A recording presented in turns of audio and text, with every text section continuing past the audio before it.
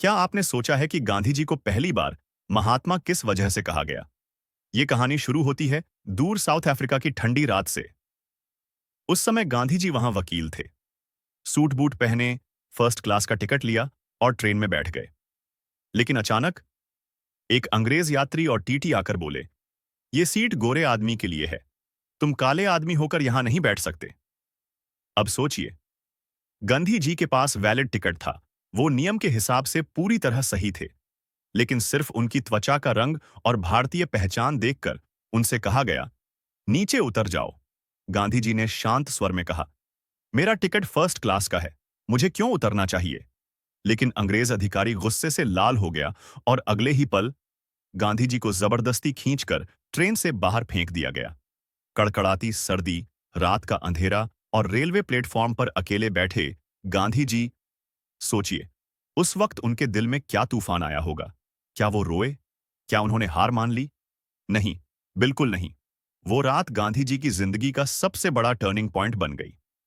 1993 की ठंडी रात, जब उन्हें साउथ अफ्रीका की ट्रेन से बाहर फेंक दिया गया था। उनके पास पहली क्लास का टिकट था, कपड़े भी सभ्य थे, लेकिन सिर्फ इसलिए कि वो भारतीय थे, उन्हें धक्का देकर प्लेटफॉर्म पर गिरा दिया गया। सर्द हवा चल रही थी, चारों तरफ अंधेरा और सुनसान प्लेटफॉर्म। गांधी जी अकेले बैठे थे। शरीर ठंड से कांप रहा था, लेकिन दिल में आग जल रही थी।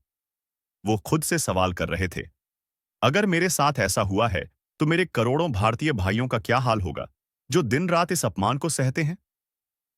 यही सोच उन्हें बेचैन कर रही थी। उस रात उन्होंने ठान लिया, अब जिंदगी चुपचाप नहीं गुजरेगी।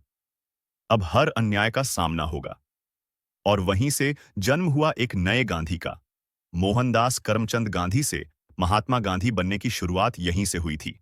लेकिन दोस्तों, क्या सिर्फ इस एक घटना से वो इतने बड़े नेता बन गए, या उनके पास कोई और गुप्त ताकत थी जिसने अंग्रेजों की नींव हिला दी? इसका रहस्य हम जानेंगे अगली कहानी में। उसी रात, ठंड से कांपते हुए उन्होंने मन में कसम खाई, अब जिंदगी गुलामी में नहीं जिएगा। अब हर अन्याय के खिलाफ लड़ेगा, चाहे लड़ाई कितनी भी लंबी क्यों ना हो। और दोस्तों, यही से जन्म हुआ एक नए गांधी का। मोहनदास करमचंद गांधी से महात्मा गांधी बनने का सफर यहीं से शुरू हुआ था। लेकिन दोस्तों, क्या आपको लगता है अगर गांधी जी उस रात चुप रह जाते, तो आज भारत आजाद हो पाता? अपना जवाब कमेंट्स में जरूर लिखना, मैं आपके विचार पढ़ने का इंतजार करूंगा। अगर इस कहानी ने आपके दिल में भी जोश भर दिया हो, तो वीडियो को अभी लाइक करिए, अपने दोस्तों तक पहुंचाइए और सब्सक्राइब कर लीजिए, क्योंकि आगे और भी रहस्यमयी और रोमांचक कहानियां आपका